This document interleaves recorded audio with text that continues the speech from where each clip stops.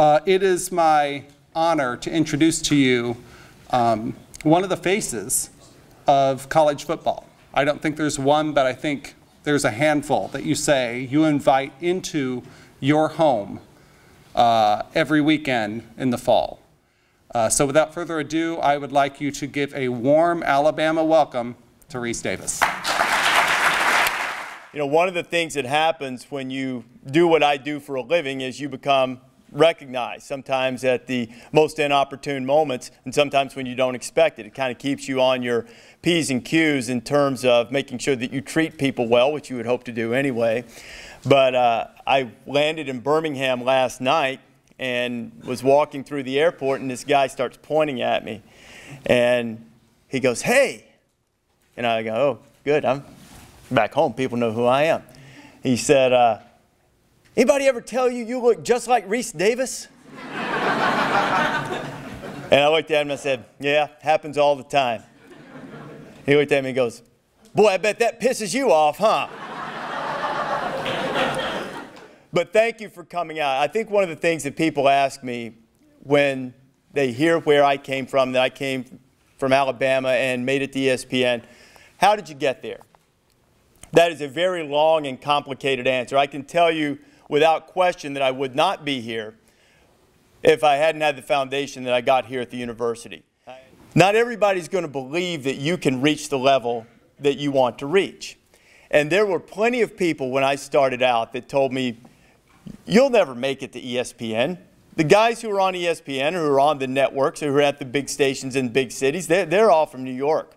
They're all from Los Angeles or Chicago. They went to school at Syracuse or Northwestern. You know, they didn't come from a state university. You can't do that. I had a guy in Florence, Alabama, in my hometown, who told me when I was just starting in my career, "I know you didn't ask me, but you ought to find something else to do for a living." Make it, and everybody has a different opinion of why. You know, you sound too much like you're from the South. You're too this, you're too that, you're too tall, you're too short, your hair's too brown, your hair's too gray, whatever it is, you know.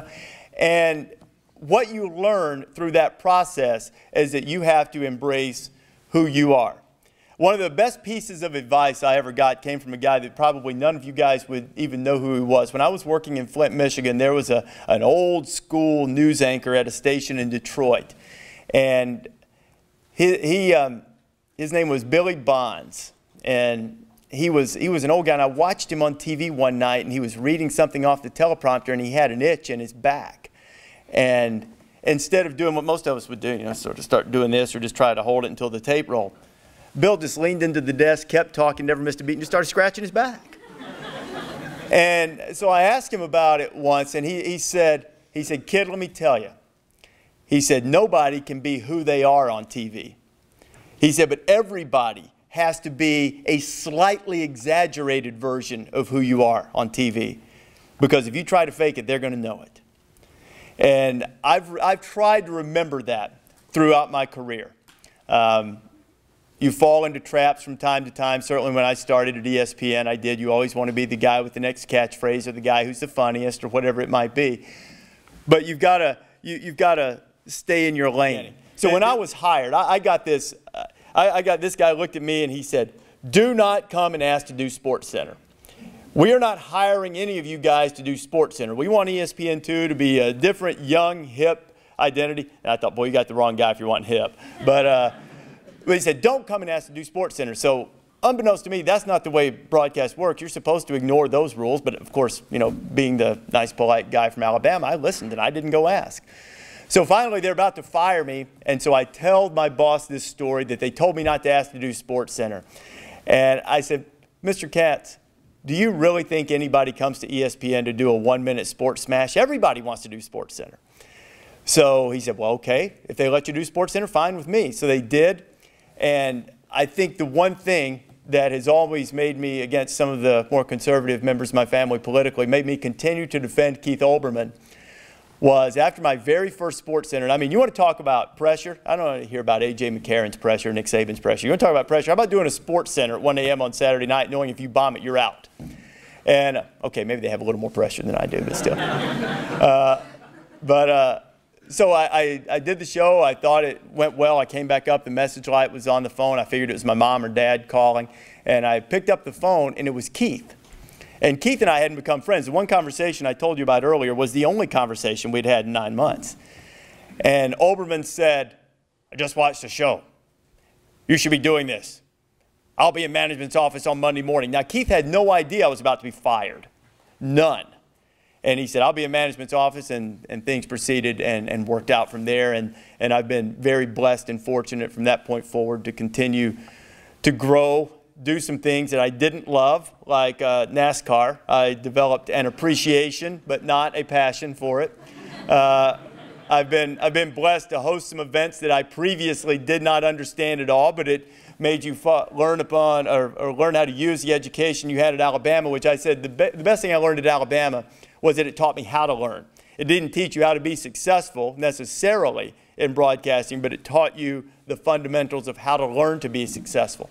So when I did horse racing or World Cup or all of those things that I didn't, to me, were all paths to get to college football and college basketball, you were able to execute those at a high level. You perhaps get a reputation for being versatile, and hopefully, that's what's happened for me. When it's important to you, you can make it happen. I know you guys have all been Sabanized here, but all the things that Nick talks to his football players about is absolutely true. The hard part is doing it. There's no question that the perfect way to live your life if you want to achieve something is to focus on the process. If I'm worried about, what Chris Fowler got in his contract or what assignment Joe Tessitore is getting or what game Sean McDonough gets to do, what in the world does that have to do with my success? Nothing. Just takes away from it. And so all of those things that maybe you've gotten accustomed to hearing from Coach Saban you think only apply to football, they apply to life. It's part of your mental conditioning. If you want to achieve something, you have to focus on your preparation. And you have to focus on what you have to do at this moment. Lou Holtz has a million aphorisms, and one of the things that he loves to say is, it's all about when. What's important now? And if you can live your life by taking care of what's important now and then moving on to the next step, you got a great chance to achieve in broadcasting, in English, in engineering, in coaching, in athletics, whatever it is that you aspire to be great in.